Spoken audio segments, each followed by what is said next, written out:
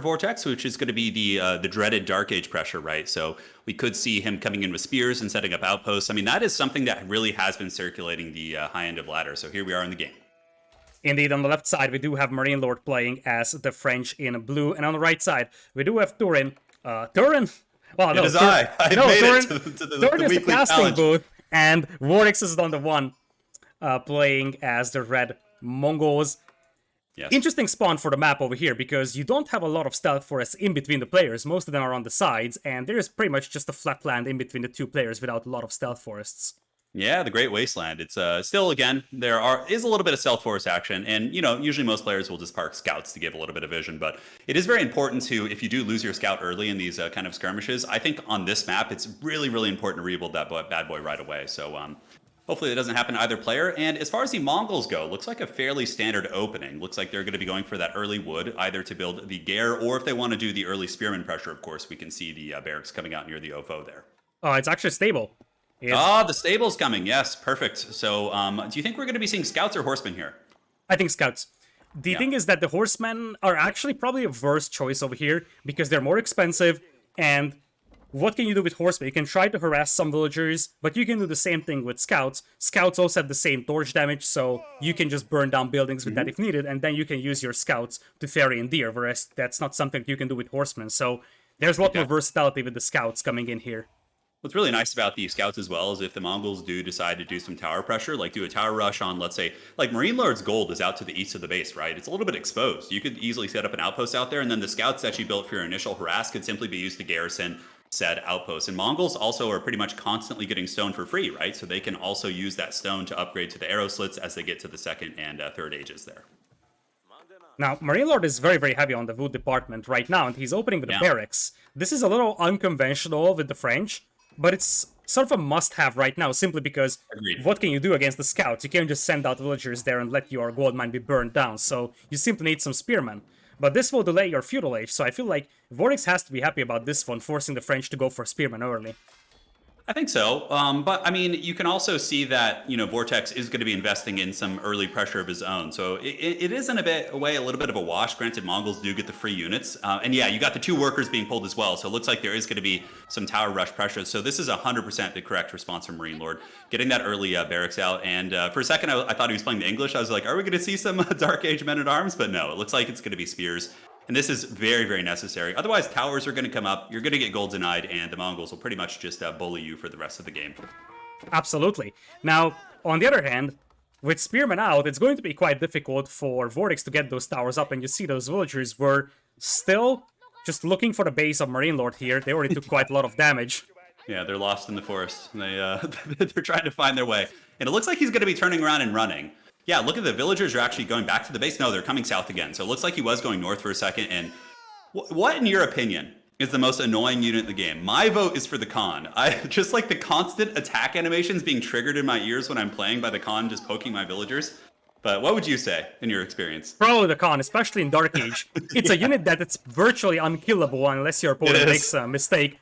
It can just harass every single unit you have. Now, the good news here for MarineLorD is that he's got the spearmen out, and that's probably the most powerful unit on the battlefield right now, so it can scare away those vills. Yeah, it looks like the Mongols are going to be pushed back a little bit. Ooh, and a scout going down to the TC as well. Very, very nice early catches from MarineLorD, and if he's able to kill those 2 villagers, that is going to be a huge grab for him. That is a massive grab indeed. There is going to be 1 villager down, and the second one is also going down as well. Yeah, this is a really, really good start for MarineLorD.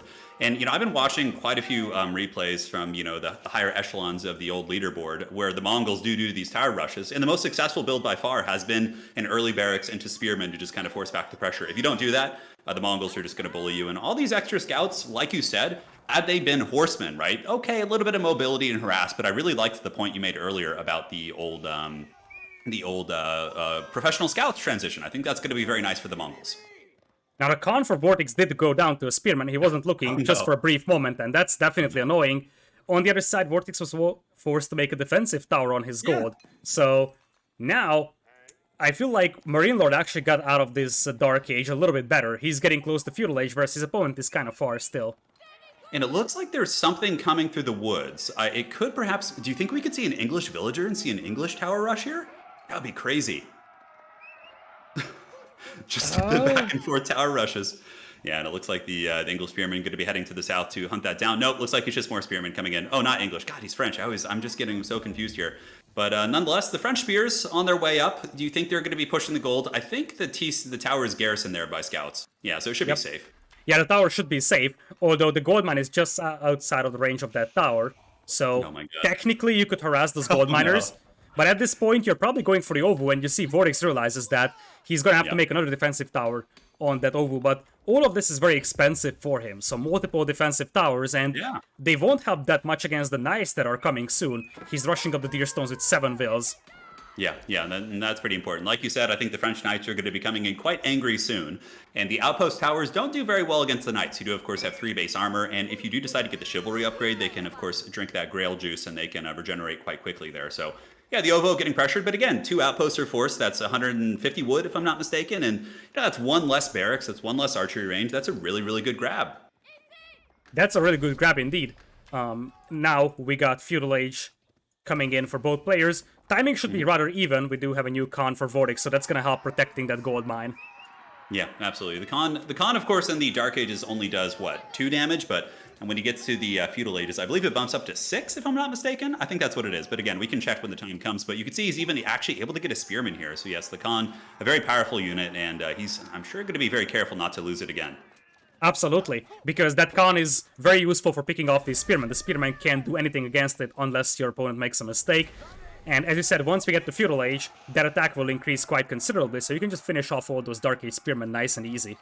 Yeah, that's when the con becomes an absolute terror in the night. Like when he sits in like your, lumber line or your gold line, just picks off villagers. Because with the base 6 damage, you can actually take them out relatively quickly. I mean, it's not super quick. It's like being defeated by a spoon weapon over time. But there he picks off another spearman in the stealth forest. Very, very strong for sure. On the other side, we do have Knights coming in here for MarineLorD. He does have a mill, and he's going for professional scouts, as you would expect. Sort of what you have to do against the Mongols here, because otherwise the Mongols will pick up all the hunt. Yeah, I think you just can't let them have it. I mean, even if you don't get as many as the Mongols, you have to just try and contest some of them. Otherwise, you're going to be giving them too much free food. Now, I'm trying to think of what civs... I mean, obviously, the Delhi Sultanate doesn't really go for professional scouts simply because the research takes too long. And in my experience, have you seen Abbasid players as well? I feel like the civs that have the berry bush bonuses... Man, look at these poor spearmen getting run down to the forest. But in my experience, the civs that have the berry bush bonuses aren't as dependent on the scouts. What has been your experience in seeing Abbasid as well? Something very similar. Like, you're just not forced to go for all that hunt. Of course, the other factor is how can you make your scouts. So, any civilization that needs to make a stable or sacrifice villager production for that is less likely to go for it. And especially with the Abbasids and Delhi that can just take the berries anyways, there is no real point going for it. Yeah, and we have the French Knight doing a little bit of harass here. MarineLorD down in the southwest, grabbing some of the glorious Grand Theft Venison, bringing it back to his base. And the French Knights just kind of couching that big old lance, charging in back and forth, and the scouts are being used by Vortix to fight off the Knight. Talk about a true Zerg experience. It looks like we have like a Protoss zealot being battling a bunch of Zerglings here, but yeah, we'll see how this unfolds. Yep, Grand Theft Venison is done as well for Vortix, and he's going to be bringing that big food harvest back to the base. Both players were starting off with their own patches of huntables, as it looks like we have 7 scouts all around for Vortix, so he can just swoop up an entire patch of huntables really fast. Whereas for MarineLorD, now he's moving up, so he's thinking about stealing some from the north. Yeah, absolutely. He's going to see if he can scavenge some. And like we were talking about earlier, if he can get any value there and just take a couple away from the Mongols, that is a huge difference. But looking at the banked resources, MarineLorD is actually sitting on 935 food. Pretty huge. His gold is a little bit lower, but do you think we're going to be seeing a faster Castle Age coming in from the French? In my experience, the Mongols usually get there quicker, but yeah, perhaps we could be seeing something a little bit different here. It's a possibility, because the French have a pretty powerful economy. One of the things to note is that they train villagers faster, so they have more villagers to work with, and their eco upgrades also cost less, so grabbing that otherwise very expensive professional scouts upgrade is also much cheaper. Incredibly strong, and I think it's one of the reasons why the French have just been such a consistent civ over the course of the entire game. Obviously, on launch, I think that the meta was very based around the French. We were seeing them in some of the early tournaments being picked nonstop. I do think that Rus and Mongols have discovered some strategies in conjunction with the French nerfs that have made them a little bit less of a common pick. But yeah, the French eco upgrades are so good, and obviously their unique units are quite strong as well, and the French Knights as well as the Arbalists there. One of the things that Mista said about the French is actually pretty smart, that when you're playing the French, you're using your bonuses automatically, whatever you do. So you're using your School of Cavalry, you're using your cheaper eco upgrades. So you don't need to learn any special feature with the French. Whereas with other civilizations like the Mongols, you have to learn the gimmicks of the Civ to be really efficient. So that's part of the reason why the French were so popular before. Yeah, no, that's the thing for sure. Because like the French can just enjoy a nice glass of wine. They just get that villager production for free, right? They don't have to work for it. In the first stage, it's 10, 15, 20, and 25% respectively for faster villager production rate. Whereas the Chinese have to build like a dynasty to make that happen. The like other civs essentially have to kind of cross these thresholds and jump through these hoops to make it happen. But the French, it just automatically happens. I think that's a very wise statement. So now we have a little bit of army competitions coming into play. The Khan takes a lance to the face, but it looks like he does avoid that. So it's going to be spears and archers versus French Royal Knights as well as the French archers here. So what are your predictions of this glorious duel happening here in the forest? This should be heavily Mongols favored over here simply because the Mongols can flood more units out. But behind this one, MarineLorD is going up to Castle Age using the Guild Hall. And that's where things could get interesting because against a flood of archers and spearmen, you probably want to start adding some men-at-arms here. Of course. Yeah. Men-at-arms will be a very, very solid counter here. And I mean, the Mongols are banking about 700, 800 food and 600 gold. So their Castle Age is going to be considerably behind compared to the French. And do you think we're going to be seeing any army composition changes from the French? Do you think we're going to be seeing Arbalists get mixed in to kind of preemptively counter the Mongol men-at-arms? And of course, what's really cool about the French Arbalists is that they can get the 5 melee armor, which is crazy good. Makes them very durable against like spearmen and some of the early units that you do encounter. Especially because that upgrade is very cheap. It's 100 wood and 250 gold. Yeah. So for such a massive buff, that's a very, very cheap upgrade. One of the best upgrades in the entire game.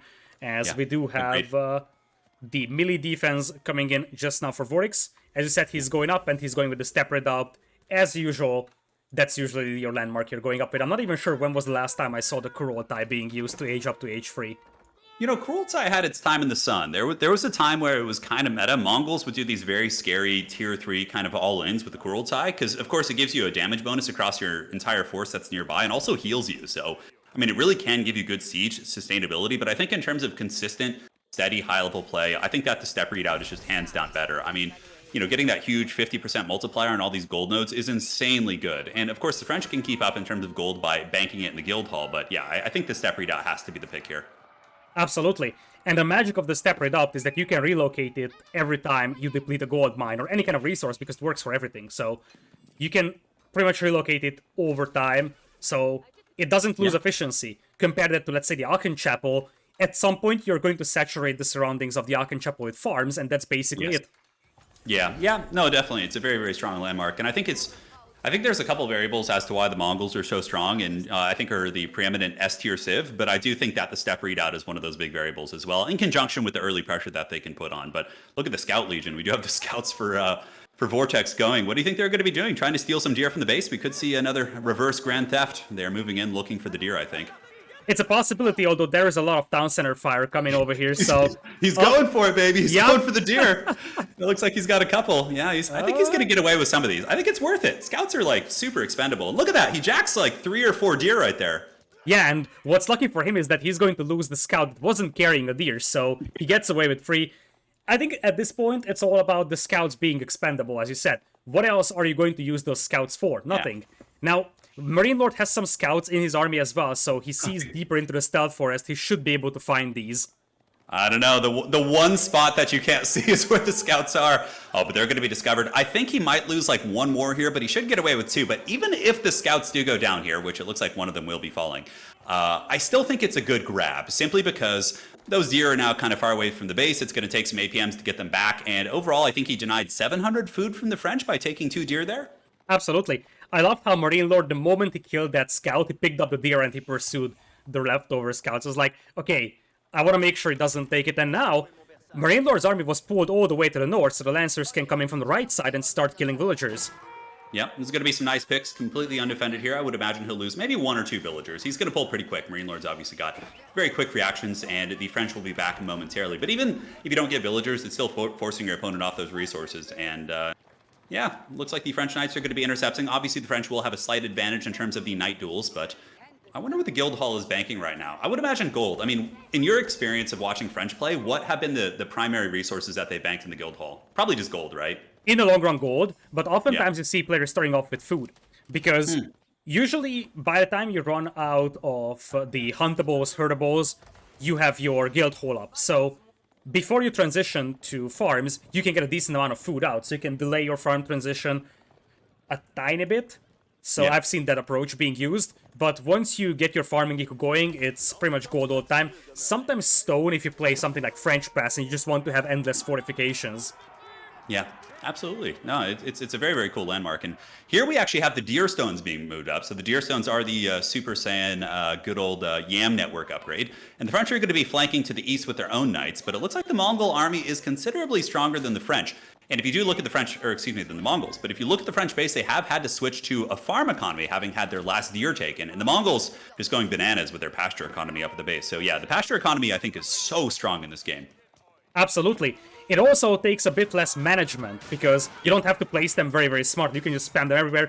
Quite a lot of arballetry out on the battlefield for MarineLorD, but those will die quite easily to the archers over here as Vortix just dives in and starts killing everything that's in his path. Yeah, because part of MarineLorD's army, the real meat of his army, those knights and some of the heavier duty units were actually up in the north trying to shut down the steppe redoubt. Right now he's taking massive casualties, and I think this could potentially give the Mongols the game. Because those knights and lancers are going to be spreading out all over the place, just going ham, cutting down these villagers. And do we have a whoa, low, low? Oh, we do. I was so excited. I was like, is it actually going to do something for once? But I really do think the eco damage that MarineLorD is taking here is going to be pretty hard to come back from. And the French knights are currently attacking the deer stones up in the forest, it looks like. Yeah, they did. And MarineLorD's TC was pretty much full, so he couldn't garrison more vills. He was running around, and I think he actually sent his knights back with an attack move. Because to me it very much felt like he was running around waiting for the knights to arrive, but they never arrived, and then he realized, oh shoot, I just ran into a deer stones, and the deer stones distracted my knights, and now it's too late. His villager economy collapsed, although he didn't lose that many villas, but obviously all of those were out of... It was looking pretty grim. Like, because that entire time he wasn't mining either, so Absolutely. It was just... So yeah, and the dreaded deerstone block, just blockading the reinforcing French. But yeah, I think that was really just kind of a positional loss there. The timing of the knights harassing, though it was good in theory, I liked what MarineLorD was trying to do. Maybe assuming that his arbalists could kind of hold back in the base, but in the end, the old gambit didn't work out, and that is going to be 1-1 here in this series, man. This is good. We got a little bit of back and forth. Indeed, it definitely is a great performance here by Vortix. As you said, MarineLorD might have been just a mistimed counterattack over here because his knights weren't there to help out the arballetry, and by the time they arrived back home, or they could have arrived back home, it was too late because Vortix started killing villagers and MarineLorD's entire economy was idle. Yeah, absolutely. It was a good game, man. I'm excited for the next one. No surprises to see a Mongol victory. I mean, I do think that the French are very strong, but I really think that Mongols are just such a dominant